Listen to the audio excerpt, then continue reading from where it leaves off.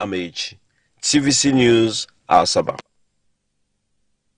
Lagos State government is looking into conflicts arising from law enforcement agencies as well as the misuse of police force in land disputes to frustrate the enforcement of the state property protection law against land grabbers in the state. Kebe Foladiemo reports. Lagos State Special Task Force on Land Grabbers is holding this summit with stakeholders including policy makers, law enforcement officers and traditional rulers in a bid to foster dialogue and solutions to such acts of criminality. The 2016 Properties Protection Law prohibits various forms of land grabbing in the state, such as forceful takeover, illegal occupation of property, sale without authority, and hands down penalties of fines and jail terms ranging from 1 to 21 years. The Attorney General also expresses his hope that all police formations in the state will cooperate with the governments to ensure full enforcement of the law. The issue of land grabber and land grabbing is totally a criminal offense in the state, and anybody caught in it will actually be sanctioned. Most of them do not even know what constitutes land grabbing. And that's what we have just done today.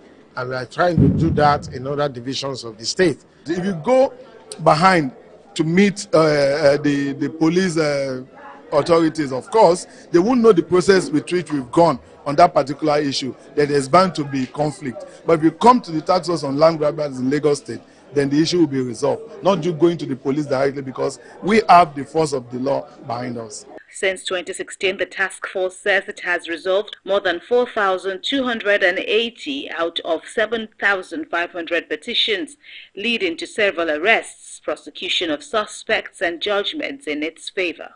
Upon the written petition, we extend letter of petition to parties. We carry out a fact-finding investigation. At the end of the day, once a prima facie case is established against a particular party, we raise a memo.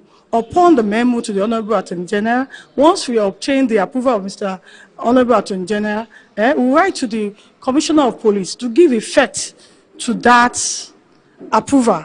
And police will assist us in effecting arrest of those alleged encroachers. We are no longer living in the Stone Age, of which some of us will be having that parochial thought that Baba Milonile, this is my father's farmland. No. It has to be through documentation. So no matter what. Residents are urged not to resort to self-help, but to use legal means in resolving their land disputes for growth and investment to thrive in the state. In a bid to address cases of tuberculosis in Borno State, the World Health Organization has trained 60 healthcare workers across council areas to enhance their capacities in monitoring and supporting care and treatment of patients. TVC News' Jesse Tafida has details. The rising cases of tuberculosis in Borno State has been of great concern to government and humanitarian agencies. So far, the state has 259 functional dot sites, and TB cases notification is currently at 37%. It is why the World Health Organization is stepping up to train these health workers on how to manage the spread of the disease. We have developed a comprehensive package of intervention to support the state government in this regard. And we are commencing in February with this series of trainings.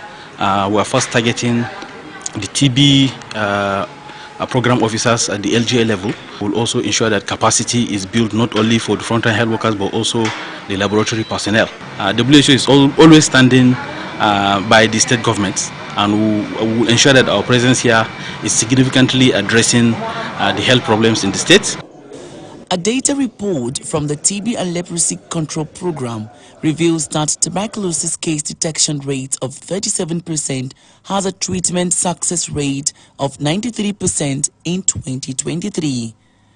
This is why the state government is happy with this move by WHO and is optimistic that it will go a long way in addressing the cases in the state. There are high cases of tuberculosis in Borno State, and which calls for attention. And His Excellency, the Executive Governor, Professor Babagana Omar Zulum, is really very supportive of the tuberculosis program. In fact, we have now 438 health facilities across the state offering tuberculosis services. It has been for long. people have not been trained.